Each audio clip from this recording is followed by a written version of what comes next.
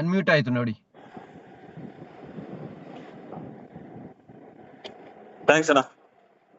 ಮಂಜುಳಾ ವಿಕ್ರಮ್ ಅವರು ಅನ್ಮ್ಯೂಟ್ ಮಾಡಿ, mic on ಮಾಡಿ. ಎಸ್, ವಿಡಿಯೋ ಆನ್ ಮಾಡಿ. ಮೈಕ್ ಆನ್ ಆಯ್ತು, ವಿಡಿಯೋ ಆನ್ ಮಾಡಿ.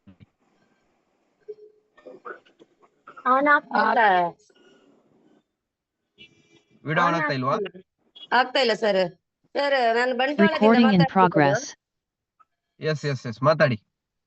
ನನ್ನ ಫ್ರೆಂಡ್ ಗೆ ರಿಸಲ್ಟ್ ಬಂತು ಸರ್, ಅವರು ಮಾತಾಡ್ತಾರೆ ಕಾವ್ಯ ಅಂತ ಹೇಳಿ.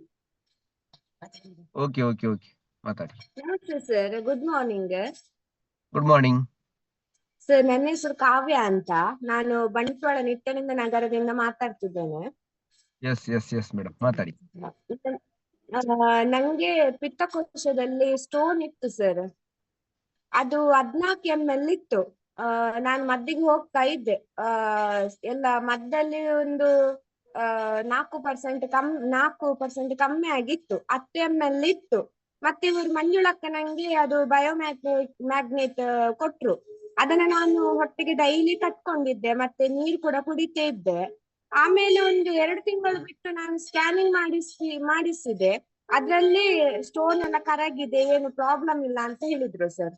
ಇದು ರಿಸಲ್ಟ್ ಬಯೋಮ್ಯಾಗ್ನೆಟಿಕ್ ಕಟ್ಟಿದ್ರಿಂದ ಮತ್ತೆ ಯೂಸ್ ಮಾಡಿದ್ರಿಂದ ಇದು ನಂಗೆ ರಿಸಲ್ಟ್ ಒಳ್ಳೆ ರೀತಿಯಲ್ಲಿ ಬಂತು ಸರ್. ಮತ್ತೆ ತಲೆ ಕೂಡ ಹಾಗೆ ಮೈಗ್ರೇನ್ ಇತ್ತು ನಂಗೆ, ತಲೆಗೆ ಕೂಡ ಡೈಲಿ ಕಟ್ತಿದ್ದೆ. ಈಗ ಅಷ್ಟು ಮೈಗ್ರೇನ್ ಪ್ರಾಬ್ಲಮ್ ಇಲ್ಲ ಸರ್ ನಂಗೆ. ಮತ್ತೆ ಡೈಲಿ